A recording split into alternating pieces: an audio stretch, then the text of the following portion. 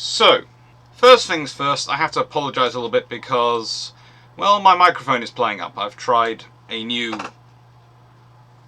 cable, it's not worked, and I'm wondering if the microphone has managed to get damaged in some way. I'm not sure how, but either way, I think I'm going to have to get a new one. But it's still recording, and I think the sound is okay, but it keeps playing up and it keeps almost jumping out. So, apologies if this has many starts in it. Dominating world, Tirpitz and the Risk Fleet. Well, it's an age-old idea, isn't it? How do you rule the world? For Germany, which was an unadulterated land power and had to be because of their borders, had to be because of who their neighbours were. Russia, France, massive military powers, even Austria-Hungary, a massive army.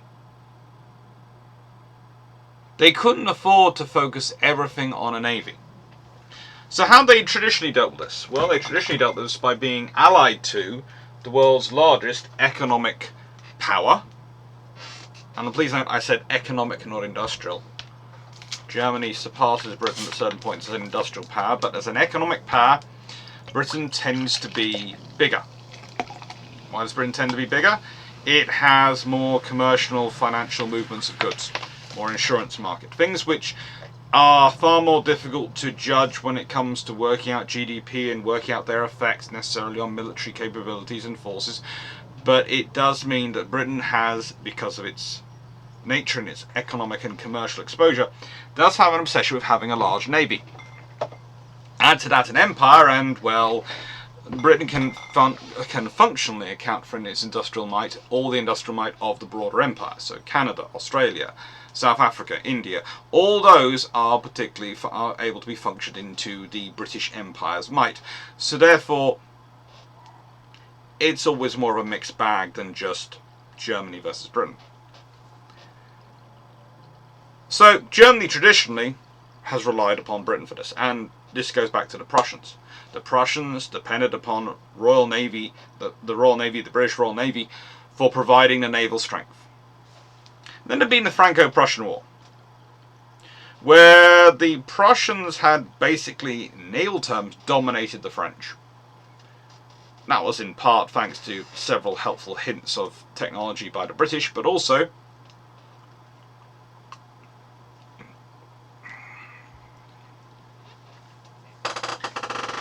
because the French hadn't been investing in a navy because they'd given up. Arguably, at that point, by the Franco-Prussian War, they'd given up. And let's be honest, the Jeu Nicole is part of that giving up, because it's trying to make a virtue of giving up. Well, Germans were now in a position where they wanted to have more influence around the world. The trouble is, they weren't always in agreement with Britain, their traditional naval ally. So now you had to work out a way of how to dominate the world, how to make Britain do what you wanted. Well, there were a couple of options, honestly. Britain was having enough problems with Russia that they did consider allying with Germany at several points, which would have probably been an interesting thing to do if they had allied with Germany. But the thing was, the Germans didn't want an alliance of equals. The Kaiser didn't understand that concept. Bismarck didn't think it would function properly, so he'd eschewed it. Because an alliance of equals you cannot direct to your own ends. You need to be a senior partner. You need to be the major partner.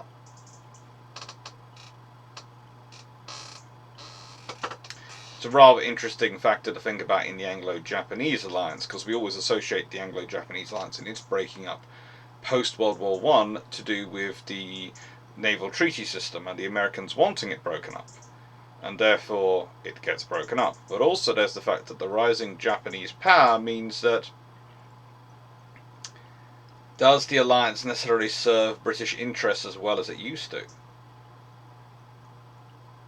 It's even better when the British have an excuse. It's not in the nicest way, it's a function of the naval treaties. We have to agree to giving up these alliances with everyone so that no one naval power can dominate another in terms of the two largest powers. It's not our fault, it's the Americans.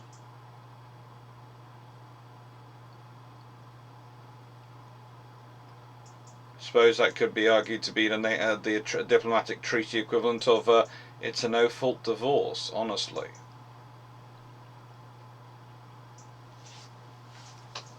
Speaking of World War II and consequences of World War I, tribal battles and darings. I am going to do the shameless book plug. But let's get into this. Let's get into the whole problem with the system that Tirpitz was looking at. The Germans are looking for a way to try and dominate the British and get them into alliance where they have to do what they tell them to.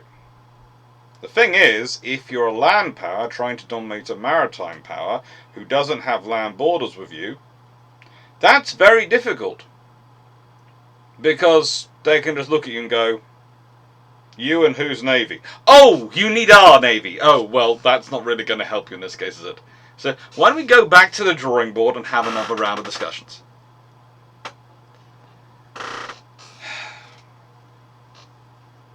Bit facetious in terms of it, but it's the truth. It's what you're dealing with. And that's what Tirpitz didn't want to happen. That's what the Kaiser didn't want to happen. And that's what Bismarck knew would happen, and Bismarck didn't really care to get involved with, because frankly, he didn't care about the idea of setting up a global empire just so he can paint the map with red. It seemed rather pointless to him. He was having fun mucking around in Europe and basically beating the out of people. But eventually Bismarck falls from power by the weapon of his own creation. He had created Kaiser Wilhelm. He created him because he wanted him to stand against his father.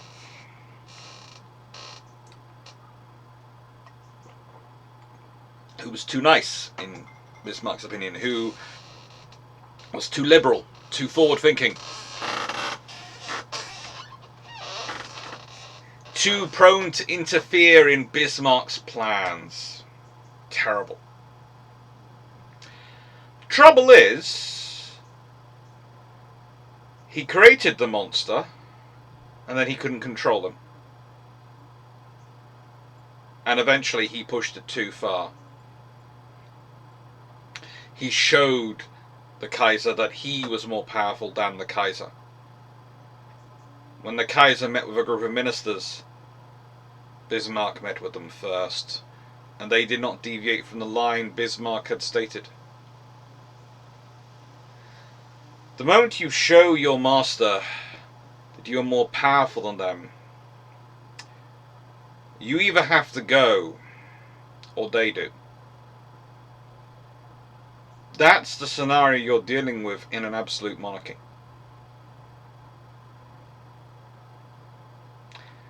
Trouble is for Bismarck is he'd already got rid of one monarch.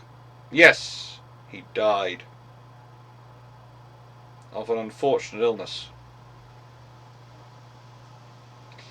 But it set a precedent in people's minds that Bismarck outlived them all.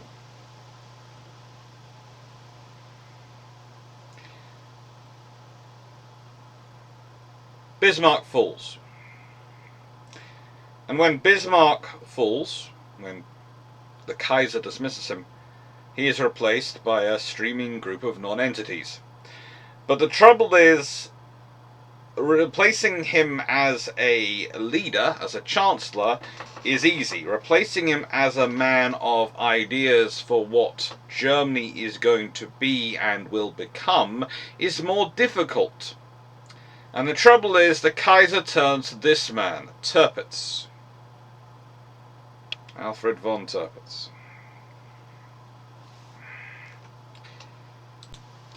Now, I have studied him for a rather long time, because he interested me on several levels. One of those is that he and I share a birthday.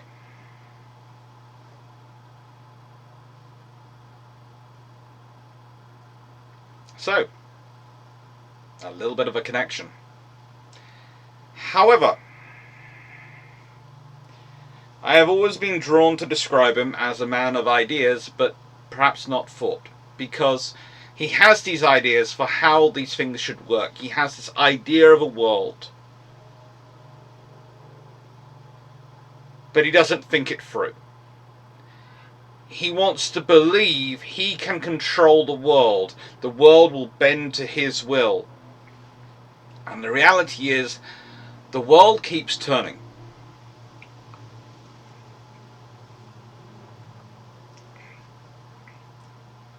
To use another expression, everyone else has a vote. And so you can wish to sculpt the world one way, but that doesn't mean everyone else has to conform to it. And this is the big problem for Tirpitz, because he comes up with these ideas of naval power, and in many ways he is taking ideas from the Junakol, he is taking ideas from the Japanese, who have also got a risk fleet strategy. What he'll come up with. But the Japanese doctrine is never based on controlling anyone or winning, it's based on deterring people coming and beating them up. Because the Japanese have looked at other nations around them, which have been completely wrecked by foreign powers. They have their own history of American ships turning up and smashing them. British ships have smashed them. The British have just managed to make better friends afterwards. It's just a rather weird thing. Probably because the British never actually threatened the Emperor in any way, shape or form. Or threatened the entire nation state of Japan. Or, in the case of a couple of American ambassadors, tried to use Japanese phraseology and managed to muck it up so much that they actually sounded like they were about to take over Japan and call it an extra state. This is all part of the joyous history of the American-Japanese relations. Honestly, two nations were never better at managing to misunderstand each other and muck up communication than those two, which leads to half of the issues which create World War II. But the point is, Tirpitz is not in that scenario. He's not Japan. He's not thinking about deterrence. He's thinking about world domination. He's thinking about making Germany the #1 power in the world. The most powerful nation in the world.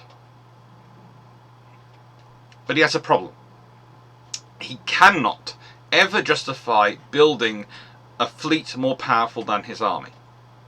Because the army will always take precedence in German security, because of their land borders, but also because of their status. Remember, the Kaiser actually goes out to command the national exercises of the army on a regular basis. Okay, by command I mean Sharp wander around with lovely gloves on and basically going, oh, look, I'm in charge, while the chief of staff of the army actually runs the show. But, you know, he goes out and looks like he's running it. Oh, very good theatre. The Navy doesn't get that. The Navy doesn't want that, but the Navy doesn't get that. The Navy has to make do with the King's brother, who's actually far smarter than his elder brother and actually a fairly decent admiral. It's quite a confusing thing. The able and capable son goes into the Navy, becomes a very good admiral, and then has to deal with the fact that his elder idiot is technically in charge of him. It's just... Honestly, you start to think a long time, that sort of the period where brothers used to occasionally kill off each other to get the crown was actually a good form of maybe Darwinian selection. Unfortunately, it tended to involve a lot of other people getting killed as well, so it's terrible in that way. But at least there was some form of selection of ability going on when you needed them, when they actually run things. These days, eldest is fine as succession. So, the theory. The theory was, Germany would build a fleet strong enough that the Royal Navy would be forced to either avoid confrontation with Germany, or be forced to fight at a geographic disadvantage while trying to enforce a close blockade on Germany. Now, here's the lovely thing. Why does he presume on close blockade? Well, because Britain's always inflicted a close blockade in the Napoleonic era. All the technology's changed, though. Okay. And, of course, the close blockade of France, if you consider about it, really how the British did the close blockade isn't that close. It's called a close blockade, so it sounds close. But let's be honest, there's an inshore squadron, which tends to be a fewer vessels, and the fleet itself hangs out further away. So in the nicest way, there's always been a form of a distant blockade. There's always been a duality of it. So close blockade, even though it's called close blockade, wasn't that close. But in his perspective, the idea was that the Royal Navy would be forced to come very, very, very, very close to Germany, would be able to forced to come right into their critical areas. And as a result, it would be at a disadvantage. There would be torpedo boats, and they would have to come into their minefields and fight in their area of their choosing.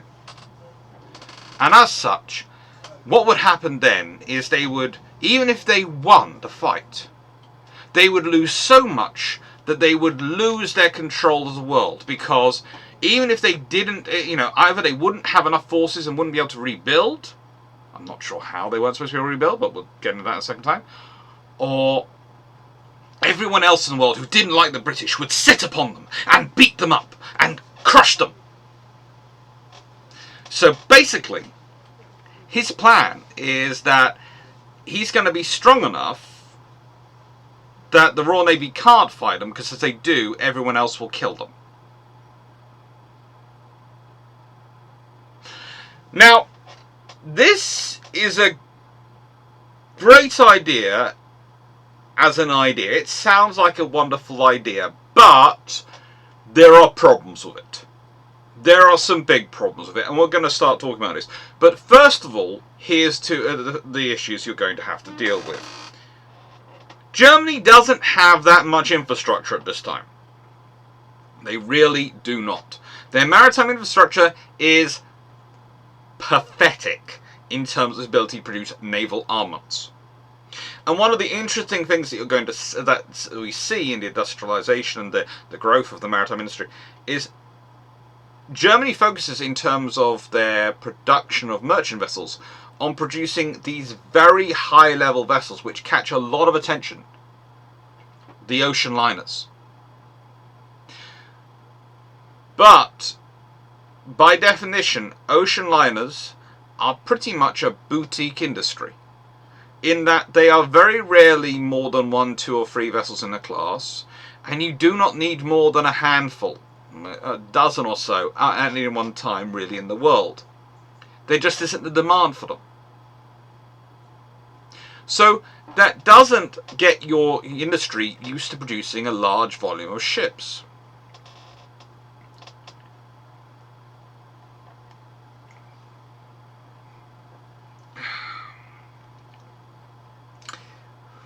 Then we have the fact their methodology of approaching it. They very happily produced naval laws. 1898 is the first one. They want a 1 fleet flagship, 2 battle squadrons, each with 8 battleships, 2 divisions, each with 4 coastal ironclads, 6 large cruisers, 16 light cruisers as scouts for home fleet, 3 large cruisers and 10 light cruisers for foreign service. And they want a reserve of 2 battleships, 3 large cruisers and 4 light cruisers.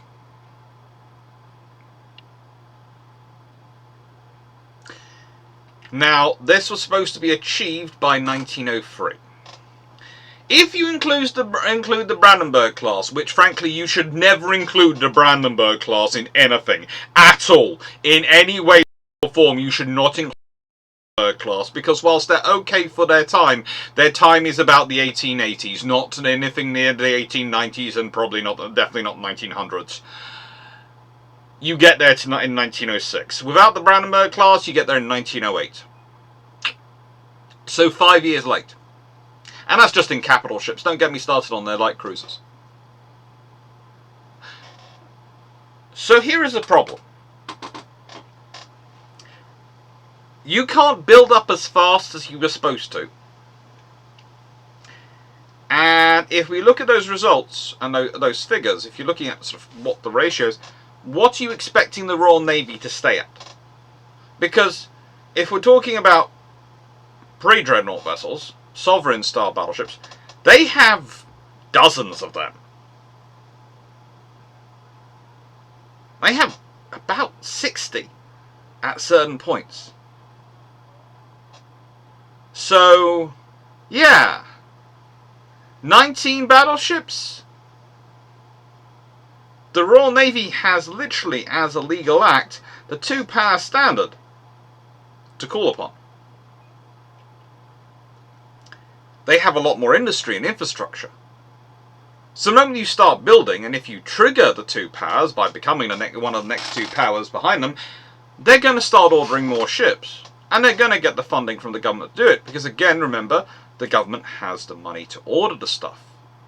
They have the world's largest commercial power. They have money. And they have access to money. And unlike the German Navy, the Kaiserlich Marine at this time as it's called, they don't have the British Army as a political competition for funding. The British Army at this point is another set of cannon which the British Royal Navy fires where they need to. They have been in the Boer War, and they have been severely mauled in the Boer War, which means they've started learning a lot of lessons. Which is one of the reasons why they have such crack infantry when you get to World War I. They just have been adapted for a counterinsurgency war, not a peer conflict, which is why they don't have enough artillery or enough machine guns, or things which you need in a peer conflict when you need a huge step up in volume of firepower versus individual troops.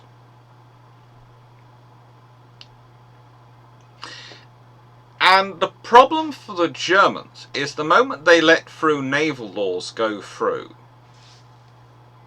the moment they have these naval laws, doesn't matter whether it's the 1898, 1900 or 1912, you are telling the Royal Navy exactly how many you're going to build. Which is great. When they pass these additional acts, you are telling the Royal Navy how old your ships are going to get. You're going to tell them what your rate of production is going to be. Their plan is to have 38 battleships in service by 1920. In 1916, they have 16 with one more in maintenance. Now, you can say they stopped building in 1914, okay. They can say that really they haven't been building much since 1914. That's fine. You are perfectly correct to say that. There's one more actually also coming along down the road in construction. So, yeah, you can say they're up to 2. But they're supposed to be at 38. Or heading in the direction of 38. That means 20 were needed in the next 6 years. That's 3 to 4 a year. Well, they haven't been getting there. I suppose you could include the pre-dreadnoughts again in that, but that actually makes things even worse. Because when we consider the pre-dreadnoughts, and they have 6 of them there, if you add in all the German battle cruisers present, all 5 of them, the 6 pre-dreadnoughts, that's 11 extra ships, that takes them on to 27. They still have less battleships at Jutland than the Royal Navy has dreadnought battleships, and the Royal Navy leaves roughly 6 behind. 5 were in maintenance construction, or 6 were? 6 were actually in maintenance construction, and 1 had already been lost in the war.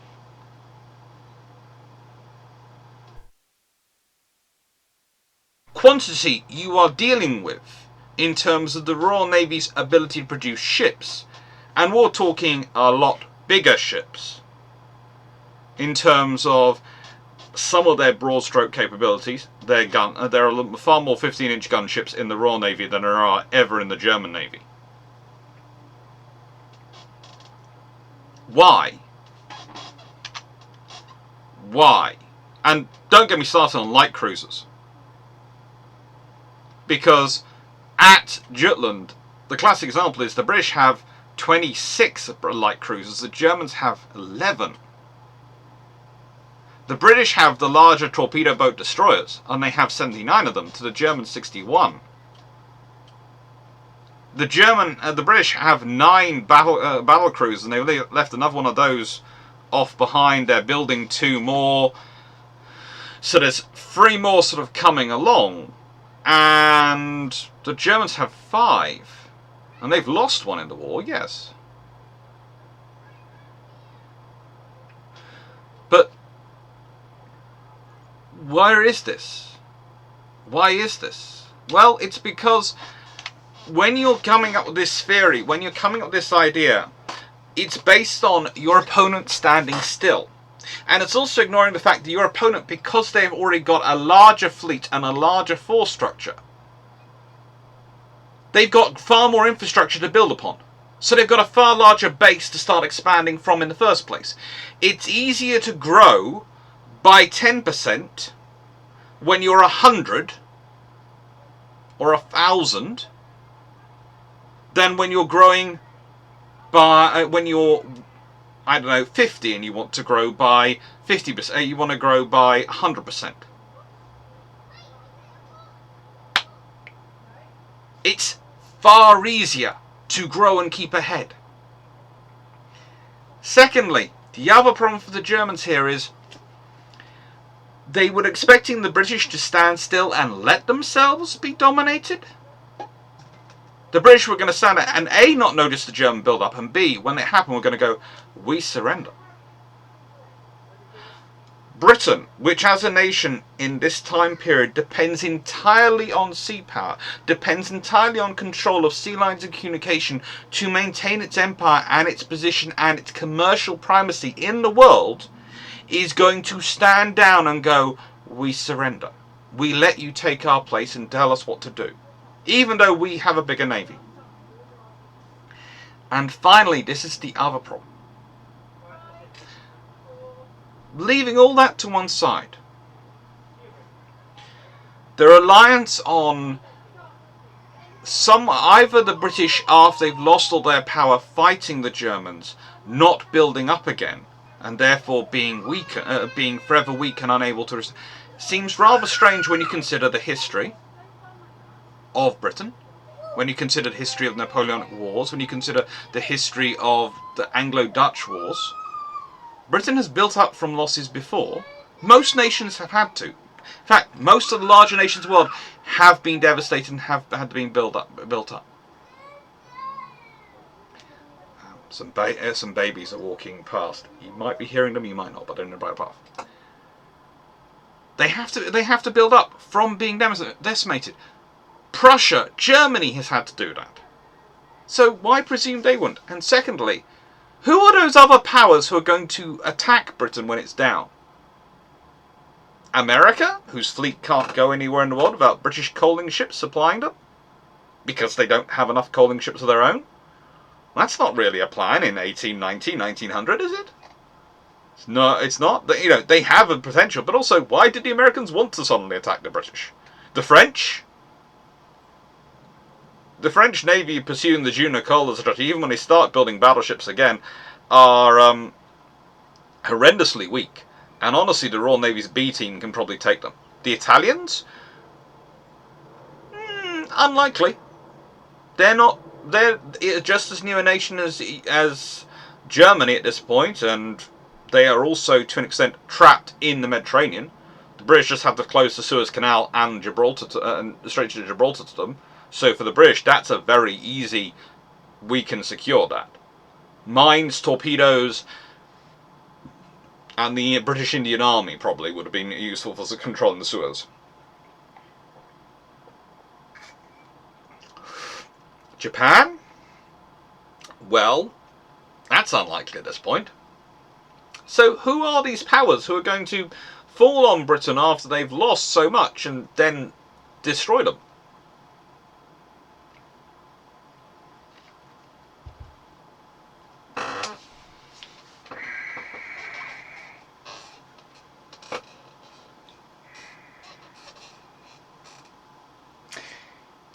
The whole theory of the Risk Fleet is taking what is a sensible idea in terms of the Japanese policy of using armoured cruisers to support their battleships in the battle line to make their fleet as strong as possible, so that they will take as much cause as much damage to the enemy as possible, in order to make any conquest of Japan, any destruction of Japan, as expensive as possible for the opponent, to make it as unlikely for them to pursue it as possible, and on its head to try and use it as an offensive strategy. As an offensive strategy, creating this fleet and then presuming that you will be able to dictate to Britain, to any other country within this scenario, what they should do, is asking for trouble.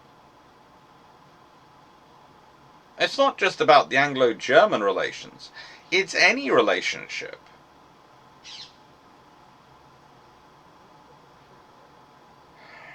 How do I put this so it doesn't sound like it's just two countries? Okay, think about it as two friends who usually cooperate together.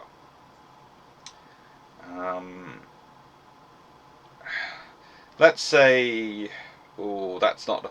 I was going to use the robbery definition, but no, that's not a good one.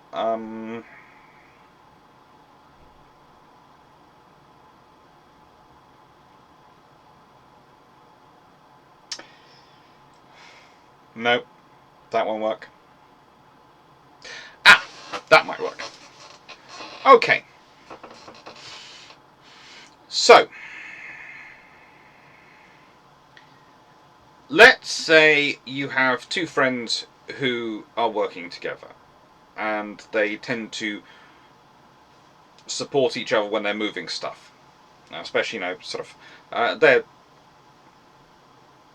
builders, contractors in American terminology. And one of them has a huge pickup, and one of them starts off, they just have a bicycle. Okay. So, they're usually, one's giving the other one a lift. And it works out. They carry it and take their stuff. Then the one who's getting a bicycle, buys a small car. Well, hey, they're now independent. They've got their car.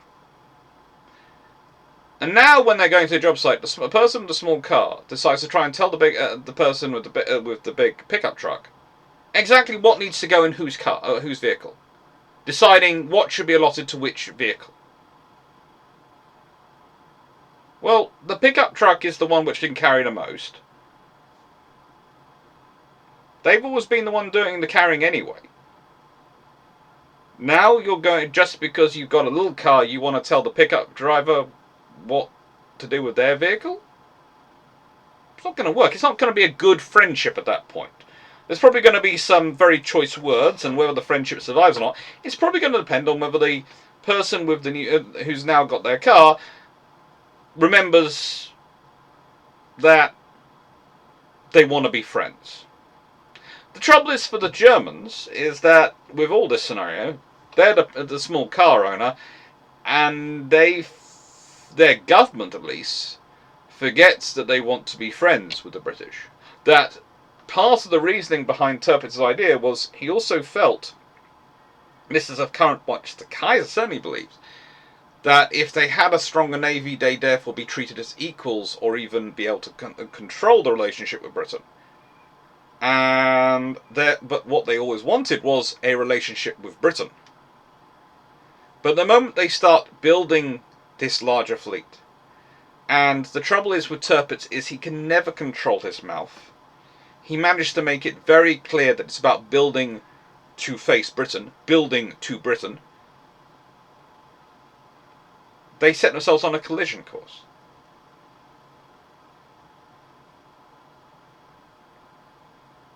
And go back to our two drivers scenario, the person with the small truck, a small car, goes, starts making stuff about how they can carry more and maybe set themselves up into competition, moving stuff around between job sites with their friend who had the pickup. Their friend who had the pickup goes and trains it in for a much bigger pickup. That's a very easy thing for them to do. They've already got one pickup. They can trade it in and have a bigger one.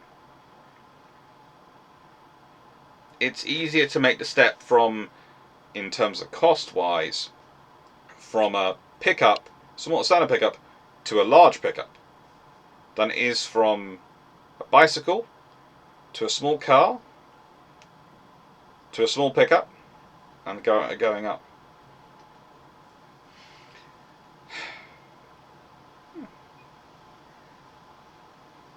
That made better sense in my head as something to talk about than the robber scenario. Hope it worked.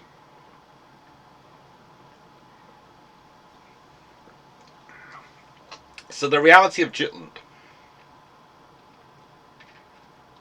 To try and build the headline acts, and to try and build enough of the headline acts quickly enough with their maritime infrastructure, the Germans basically ignored everything else. They didn't have the light cruisers to send. Britain has 26 light cruisers there. They have hundreds of the things wandering around. I mean, the town class breed pretty much. This is one of the things which people find difficult sometimes to work out with Jutland. The Royal Navy could quite simply have lost all their light cruisers, pretty much all their armoured cruisers, and all their torpedo boat destroyers at that battle. And they could have called in from the rest of the world those resources to rebuild their entire light force fleet within weeks.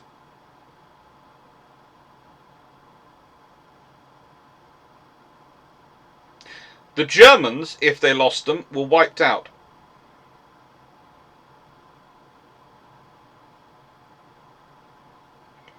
For the British, losing ships was a pain. It was something they didn't want to do. It hurt. But it wasn't catastrophic. Yes, the High Seas Fleet does come to sea again. Once or twice they try, depending on how you adjust it, they try to do a trap again for the British forces. But they only ever do that unsuccessfully. And the fact is, for the Germans, the other problem for them is repairing their ships after they've been damaged. Getting them back to sea. Good example is Seydlitz. There is a debate, and it sometimes gets played out in my comment section, of whether or not she sunk. I tend to not get into it. There's no point. The fact she gets back at all is a feat of her crew. I always say that I don't put it down to the design of the ship, it's down to the crew. The sheer efforts they do. But she does ground. She gets supported, she gets back. She comes in oh so low. But then she has to be repaired to be brought back into service. All those ships have to be repaired to get back into service. And again, German infrastructure plays its part. There are limits on it. Even more so, they have lost far more of their people from those vital pieces of infrastructure to go and join the army, to go and support the army in their unnecessary operations. Fundamentally, all of this, all these ideas are hamstrung by the person at the beginning not thinking it through. Because Germany could never afford to concentrate the level of effort required to actually make a fleet viable in this scenario without sacrificing some of the effort it placed into its army. And the army could never not come first. And as I've said before when talking about the British policy towards this, and one of the reasons behind the British and the 15-inch guns and the design of the Queen Elizabeth class battleships, which I put in a whole video. It was in Patreon 73, which was a couple of videos, in fact, including a comment response on Queen Elizabeth class battleships. I think it was Brave First Step, Faltering Leap, or something else. And the whole point about the Queen Elizabeth class is they're judged enough to push the cost of battleships high enough for the Germans, and to push on the technology, preserve Britain's technological position in the tech race, the qualitative race which they had going on with Italy, America, Japan over dreadnought battleships, that the German army would stop the German navy.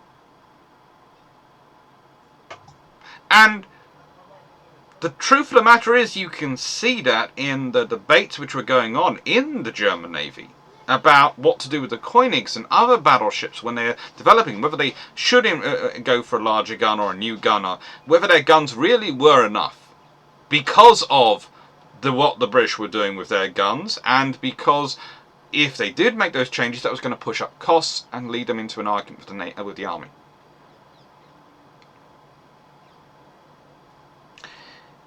And it's not just a point of construction. You then have to have the infrastructure to support to rapidly fix, repair, and turn those ships around. One of the reasons why the British stopped building capital ships at the beginning of World War I, in sort of that period, they sort of cut down on some of the construction, is to free up some of the construction spaces to be used as repair and fixing spaces for their existing battle fleet should they be damaged.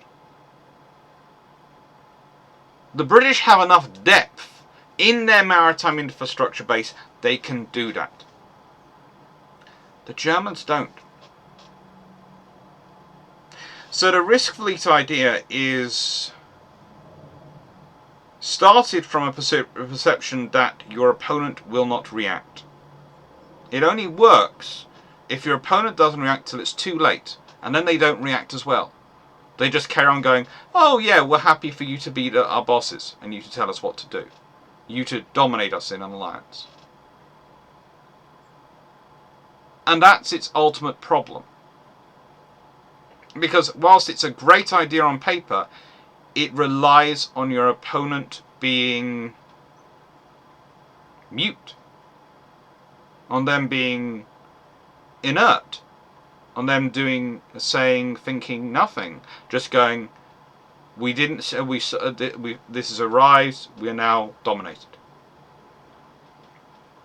And in that way, perhaps it comes from the German idea that they were the next great nation. They were destined to become the next world number one.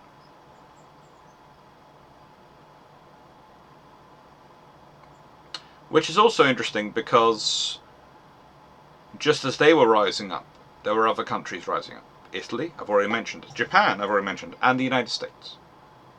All these countries are also rising up. All these countries are also growing. It's one of the interesting things that you get sometimes, is that people sometimes make sort of some interesting statements about countries dwindling in power, or dwindling in influence or capabilities or economic strength. And you then look at the facts and you go, well, actually, for the major countries, none of them have really actually long-term gone down. All of them have grown, it's just some of them have grown at different paces. Britain is richer than it ever was today. But it's no longer the world's number one commercial power because other nations have, for whatever reason, and there are a range of reasons, including sheer size and population size and all those sort of factors, have exceeded it, have grown faster than it. It doesn't make Britain poor. It just doesn't make them the same level of... doesn't make them poor, doesn't make them any less rich. It just means they're not the most rich like they used to be. It's the position on the richness chart which changes, not the amount of money they have.